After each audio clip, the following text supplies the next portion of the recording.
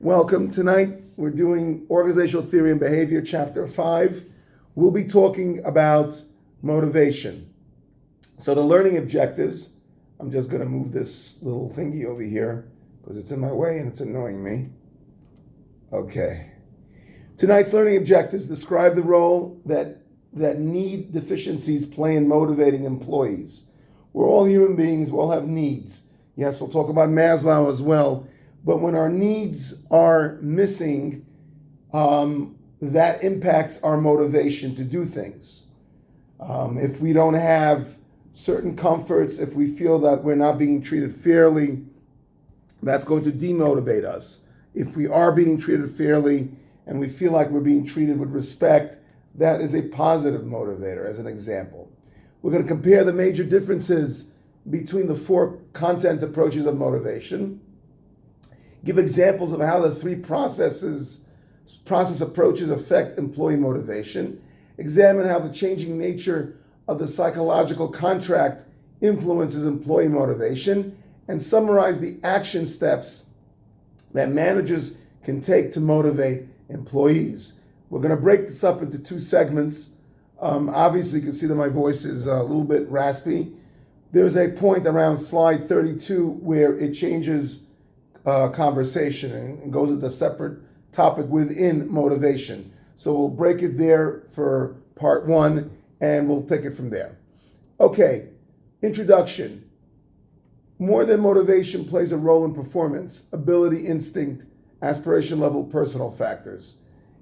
In your age, your education, your background, which are your personal factors. It's much more than that. Because what it does is it helps you understand a person's willingness to perform on the job, your capacity to perform, and of course, being given the opportunity to perform. And that's why autonomy, one of the things we talk about in the job characteristics model we speak about in principles of management, is autonomy. When a person has autonomy, that motivates them. If you're being micromanaged and somebody's telling you how to do something from A to Z and is constantly hovering over you, you're not going to have the same motivation to work because you're going to feel like, what's the difference? Anything I say anyway will get shot down. So why bother thinking on my own? Why bother being creative? Why bother thinking out of the box? Why bother being helpful to anybody else? It's not going to get me anywhere. Next slide, determinants of job performance. So what determines your job performance? Your direction or the lack thereof, your persistence, do you keep on going at it? And of course, the intensity of something. If you listen to any, I love watching professional sports players talk about their routine and just talk about themselves and how they got into it. All of them are super directed, tremendous amount of direction. They're super persistent, and they're always talking about this word in baseball, grind. They're always grinding away. I mean, it's their persistence, and in the grind itself, in the persistence, there's super high levels of intensity, spending hours and hours and doing the same drills over and over again. Like right now, the baseball season's about to start in a couple of weeks. In the middle of spring training, that's where everyone really, really pushes themselves. A lot of intensity, a lot of calisthenics, a lot of practice, persistence, intensity, and of course, tremendous amount of direction.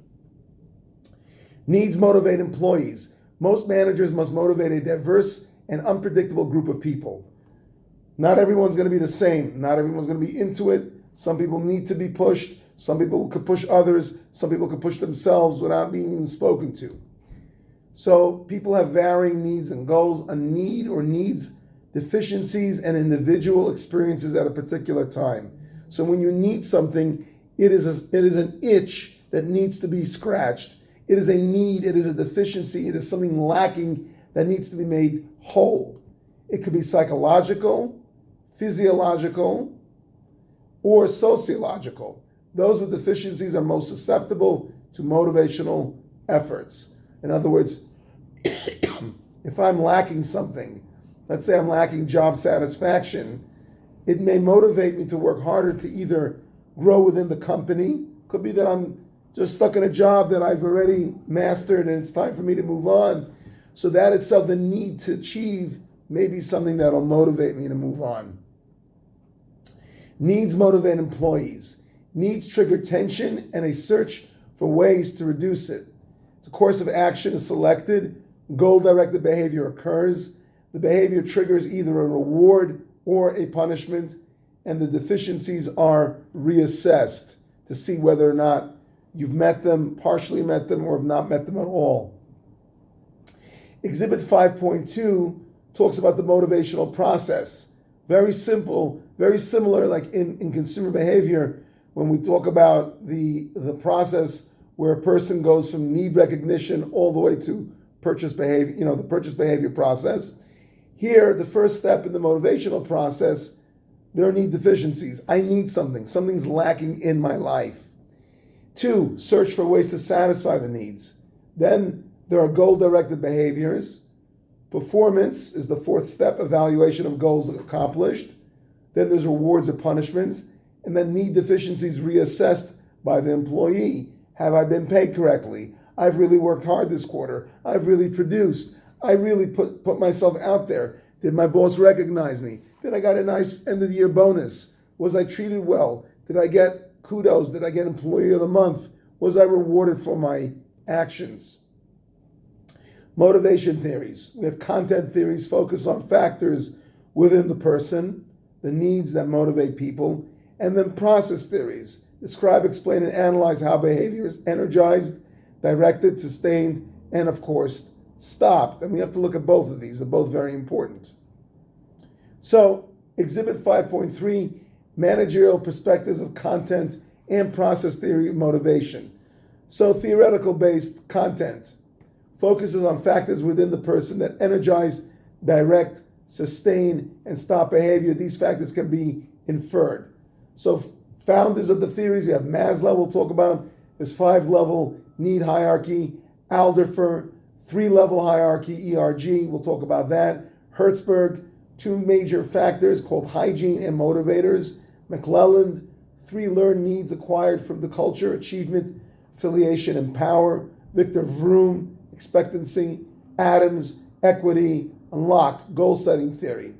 And the process describes, explains, and analyzes how behavior is energized, directed, sustained, and stopped. And what are the managerial applications? Managers need to be aware of the differences in needs, desires, and goals because each individual is unique in many ways. So if I try to motivate, let's use one of the factors in Victor Vroom, which comes to mind. One of the factors is valence, and we'll talk about this. Valence is how much you value the reward given by the manager. So money may make somebody happy, whereas somebody else may not be made happy by money. Now why? Doesn't money make everybody happy? No. Some people have enough money, or some people don't care about as much about money as they do about recognition or time off from work. I may have a lot of money in my bank, and what I could use more than another $1,000 from the employer would be an extra couple of days off of vacation for hard work done. So managers need to understand the process of motivation and how individuals make choices based on preferences, rewards, and of course, accomplishments. Content motivation theories. We spoke about them briefly. We'll talk about them more in depth. Maslow, Alderfer, Hertzberg, and McClelland's learned needs theory. So Maslow has something called a hierarchy of needs. We're in Exhibit 5.4, and this looks like one of those pyramids you find in Mexico. At the bottom, you have your physiological needs. Those are your most basic needs. Receiving a sufficient salary to live on, having sufficient food, drink, and available food and water, and working in a comfortable environment. You feel comfortable. You're not working in a hot, sweaty, dingy, disgusting, rat-infested. You're working somewhere where it's comfortable. Safety, receiving regular salary increases so you don't feel like you're being neglected. Having medical and disability insurance so that you know that your employer cares about you. Working in a hazard-free environment, making sure that there's fire exits. Belongingness, social, and love. Now, by the way, according to Maslow, you cannot go from one need to the next until you've satisfied the prior need. So, if a person's busy looking for basic food and necessities, he's not going to be thinking much about belonging to an organization or being part of a social group. Those things are very nice and very important, but only after your basic physiological and safety needs are met. Belongingness, social and love, being accepted by personal and professional friends, working in groups that are cooperative, having a supportive supervisor, esteem, winning a coveted award for performance, receiving a high-level promotion, earning an outstanding reputation among peers. You want to feel good, you want to feel recognized. And of course, self-actualization is starting a successful new business, developing and mentoring others, using business skills to start a charity that helps disabled veterans. That's like the cherry on top. It's kind of being all that you can be. Any questions thus far? Okay, are we still connected? I want to make sure that the silence is not deafening. Yeah, I'm connected. All right, good. Need hierarchy approach. So a satisfied need ceases to motivate. So once you've satisfied something, you're on to the next.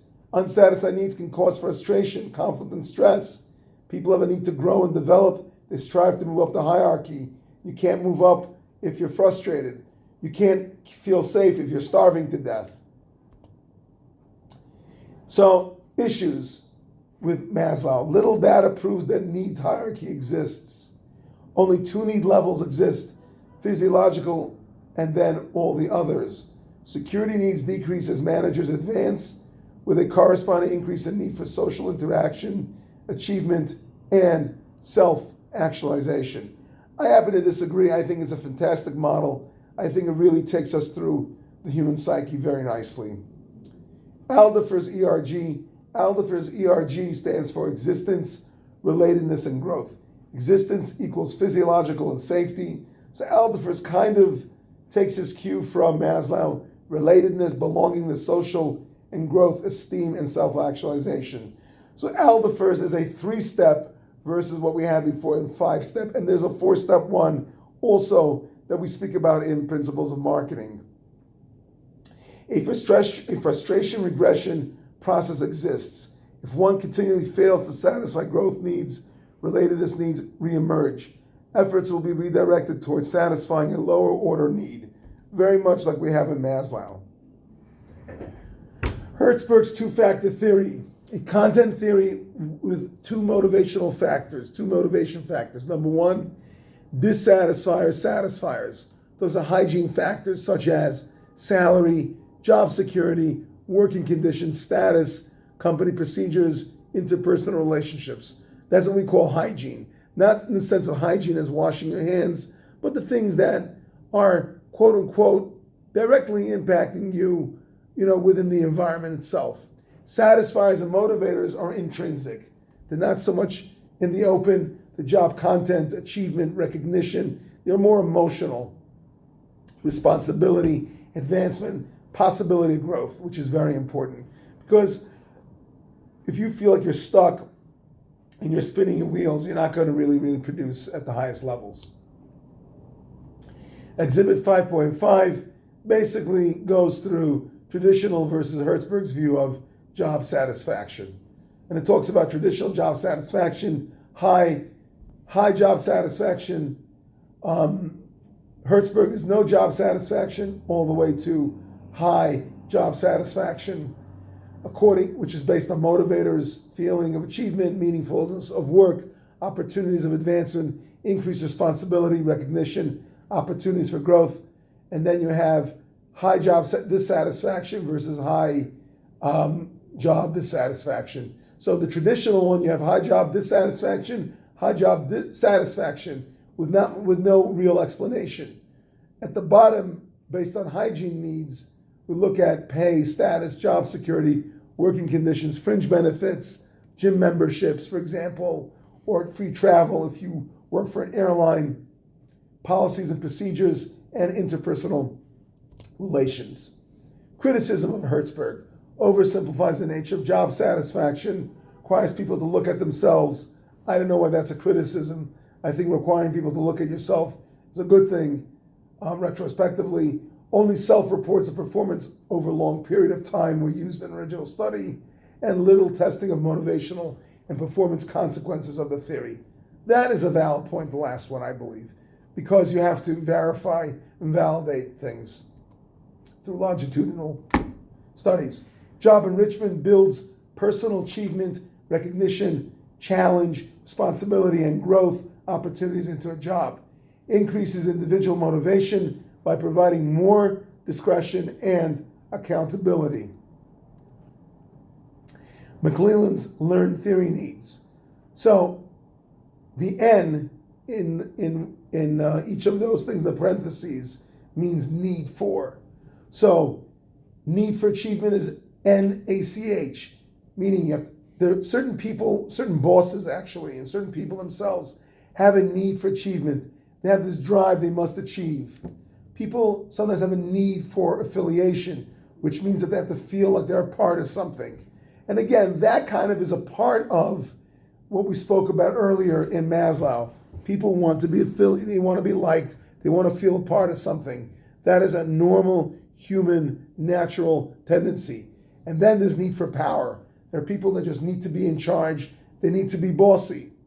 Now, it could be, it's a good thing. If you have a bunch of people that lack direction and they're just basically spaced out, they need to have a very strong leader, somebody who has a need for power or achievement because everyone else is basically sitting down and doing nothing. It's like knocking a nail into Jell-O. It's not going to work. So they need someone to kind of kick them into shape and get them working. When a need is strong, there is motivation to use behavior that leads to its satisfaction. McClelland's learned needs theory continued. Factors reflecting a high NACH or high need for achievement. Likes to take responsibility for solving problems, sets moderate achievement goals, and takes calculated risk, desired feedback on performance. This is kind of akin to what we said in Principles of Management, if you remember, internal locus of control, which means that you take charge. It's something that you feel it's on you to do. Doing or not doing is if you don't do your job, it's really going to impact everything. High need for power concentrates on obtaining and exercising power and authority, kind of what we call power hungry, power centric, concerned with influencing others and winning arguments, which is a problem. Not everything in life is about winning an argument, and not everything is a competition. Power can be negative or positive. Factors reflecting a high need for affiliation, desires social interaction, concerned about the quality of personal relationships. Social relationships takes precedence over task accomplishments. Now that's a problem, because if you're too busy caring about what people think, you're not going to get the job done. It's not that, you can't run a business like you're running for office, trying to get votes. Yes, it is great to have people like you. Is that a goal in and of itself? No. If everybody hates you, that's not good either. But I feel, from my perspective and from my experience, if most people are good with you and a couple of people don't like you, then you're probably doing a great job. Because if some people don't like you, that means that you may be pushing them to do things that they weren't interested in doing. And now that you're pushing them, they kind of resist. But with time and with persistence and with consistency, you should be able to win them over to your camp. Criticisms of learned needs theory. Supporting evidence supplied by McClelland and his associates. Use of projective psychological personality tests has been questioned as being unscientific. Again, I'm not one to be able to weigh in on that. Psychology is not my background, so I can't really speak to that. Claim that a need for achievement, that's NACH, can be learned, runs counter to a large body. Okay, I'll take their word for it. Of literature that urges the acquisition of motives normally, occurs in childhood and is very difficult to alter in adulthood. Again, I'm not a psychologist, so I can't really tell you whether it's easy, if you don't learn something as a child, to learn it as an adult. I can't really weigh in on that. But again, the text claims that there's a body of knowledge that says that, and no proof that acquired needs are permanently acquired. Okay, I'll take that. Exhibit 5.6 talks about the differences between Maslow, Herzberg, Aldifer, and McClelland and what they focus on. You can look at them on your own.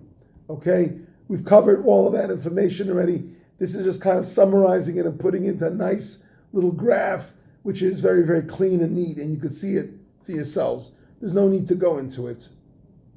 The next slide, process theories of motivation.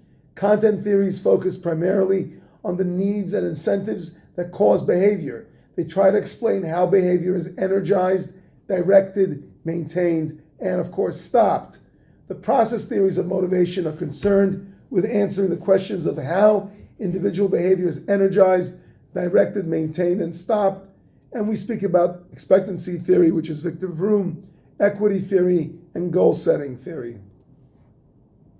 Victor Vroom's expectancy theory, and this is something we cover extensively in Principles of Management. So this is kind of the bleed in from Principles of Management. That's why Principles of Management is required for this course, because this is something you should have covered in Principles of Management. And for those of you who took me for business policy, I go over this as well. Employees are more likely to be motivated when they perceive that effort equals successful performance plus desired rewards and outcomes. Motivation is a process governing choices among alternative forms of voluntary activity. As I am motivated to do one thing versus another thing. Most behaviors are under the voluntary control of the individual and consequently are motivated and in need of constant remotivation. Instrumentality is the perception that first-level outcomes, performance, are tied to second-level outcomes, reward or punishment. Valence, an individual's preference for the outcomes, remember that you like the prize you're being given, and expectancy, belief that a particular behavior will be followed by a particular outcome. So if I work really, really, really hard, I expect to be rewarded by getting a raise, by being promoted. And when your expectancy, valence, and instrumentality are low, either one of those three are low, then your motivation in general will be lower. Equity theory. One's perception of being treated fairly in social exchanges can influence motivation. Equity exists when one perceives that the ratio of their inputs, their efforts, to their outcomes equals the ratio of other employees. In simple English, without getting too mathematical, and there'll be some slides that look kind of math-like, we're not going to go into it. They want to make this more complicated than it needs to be. Basically, if I'm working very hard, I want to make sure that I'm not treated any different than anybody else is working as hard as I am. And if somebody's not working as hard as I am, and they're being paid as much as me, if not better, that's a lack of equity. That means that there's something that's not fair. So, in other words, if I work really, really hard, I expect to be bonused for it. If I'm not being bonused, or if I'm being bonused the same way as someone else who's not working hard, that's going to basically signal to me that there's no point in working hard because there's no equity. Everyone gets the same reward no matter what. So if everyone gets the same reward no matter what, what's the purpose of working harder? Now, you may say, well, work harder because that's the right thing to do. It's altruistic. Don't you want to do a good job? Of course we do. But the bottom line is we're still interested in feeling like we're being treated fairly. It's not a baby thing that, I'm not being treated fairly. It is something that is basic to the human psyche. People are outraged. I could tell you when I see people not being treated properly or fairly, it absolutely sets me off. Important equity theory terms: person, the individual for whom equity or inequity is perceived. Comparison, other, any group or persons used as a reference by person regarding the ratio of inputs and outcomes. In other words, the group that you're comparing yourself to. I know they make this more complicated than they should, but I guess that's the way it is. Inputs, the individual characteristics brought by person to the job. Outcomes, what person received from the job. The next slide, 5.8, is basically they're trying to make it look like it's math, but it really isn't. So a person with certain inputs and receiving certain outcomes compares himself or herself to the input-output ratio to another person they're comparing themselves to. So the person then says either they're being treated the same way as the other or not. So the person then regards the reference person's inputs and outcomes to his inputs and outcomes. In other words, okay, I put in as much work as that other person put in. We both got paid the same, okay, it's fair. They got paid X, I got paid X. But when there's a disconnect, when I feel that I put in a lot of work and I got very little out of it, and the other put almost no work in and got incentivized and bonus for it, then of course there's a feeling of inequity and people it'll build resentment and hatred. Change procedures to restore equity, changing inputs, changing outcomes, changing attitudes, changing the reference person that you're comparing to, changing the inputs or outcomes of the reference person, or just saying, you know what, I'm not being treated fairly, I'm leaving. Now, this concludes part 1 of motivation.